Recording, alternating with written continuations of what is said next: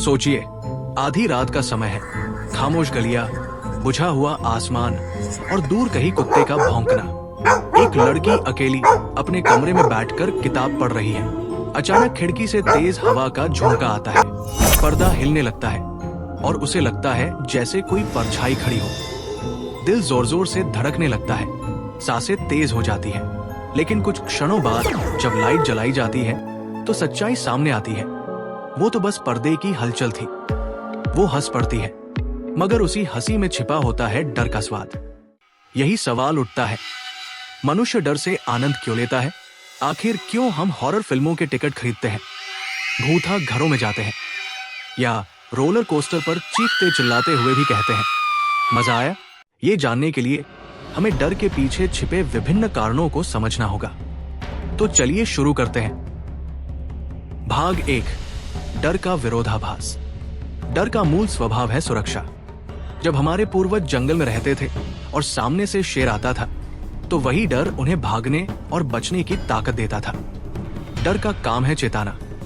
लेकिन जब वही डर सुरक्षित वातावरण में अनुभव किया जाता है, जैसे फिल्म हॉल में बैठकर हॉरर मूवी देखना या दोस्तों के साथ भूतहा कहानियां सुनना, तो वो डर रोमांच में बदल जाता है। ये एक अद्भुत विरोधाभास है, जहां डर हमें मारता नहीं बल्कि जीने का स्वाद और गहराई देता है। भाग 2, शरीर और मस्तिष्क की रसायन विद्या। जब हम डरते हैं तो शरीर एक विशेष प्रक्रिया से गुजरता है। एड्रेनलिन खून में दौड़ता है, दिल की धड़कन तेज हो जाती है, पसीना आने लगता है, शरीर सजग हो जाता है। कॉर्टिसोल नामक हार्मोन तनाव बढ़ाता है ताकि हम खतरे को गंभीरता से लें। और जब खतरा खत्म हो जाता है तो डोपामिन और एंडोफिन्स हमें सुख और राहत का अनुभव कराते हैं। उदाहरण के लिए, रोलर कोस्टर पर बैठने से पहले हर कोई डरता है। ऊपर से नीचे आते हुए चीख निकलती है, लेकिन जैसे ही सवारी पूरी होती है लोग हंसते हैं, कहते हैं फिर चलेंगे। ये वही डोपामिन का असर है जो डर को आनंद में बदल देता है। भाग 3, विकासवादी दृष्टिकोण, एवोल्यूशनरी व्यू। मनुष्य के लिए डर हमेशा अभ्यास का साधन रहा है। प्राचीन काल में बच्चों को अंधेरी गुफाओं में डरावनी कहानियां सुनाई जाती थी ताकि वे अंधेरे से सावधान रहना सीखें। शिकारी अपने बच्चों को जानवरों की आवाजों से डराते थे ताकि वे संकट आने पर भाग सकें। आज जब हम हॉरर मूवी देखते हैं तो ये उसी अभ्यास का आधुनिक रूप है। ये एक तरह का मानसिक व्यायाम है। हम काल्पनिक डर में जीकर असली खतरों के लिए तैयार रहते हैं।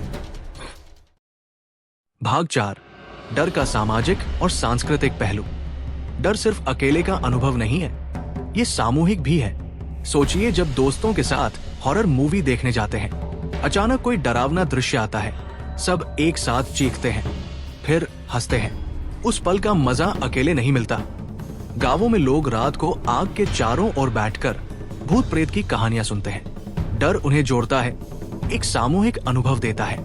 इसके अलावा कुछ लोग ऐसे भी होते हैं जिन्हें हम हाई सेंशन सीकर्स कहते हैं।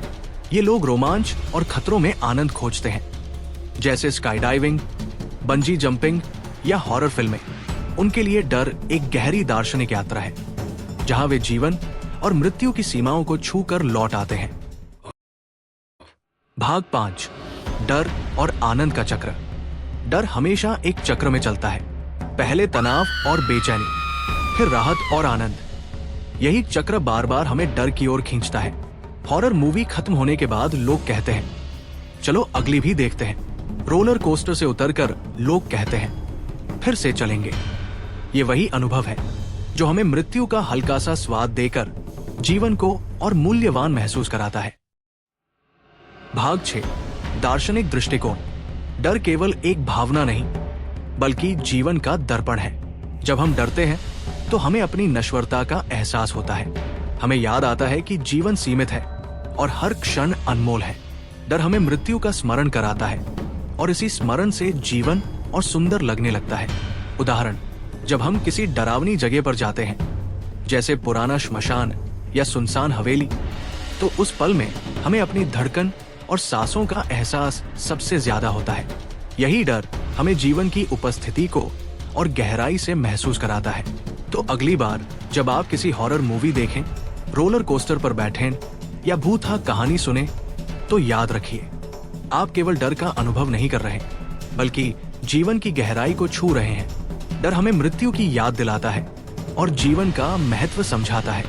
इसलिए डर केवल डर नहीं है, ये जीवन का एक उत्सव है, एक रोमांचक यात्रा है और अस्तित्व का सबसे अद्भुत रहस्य है।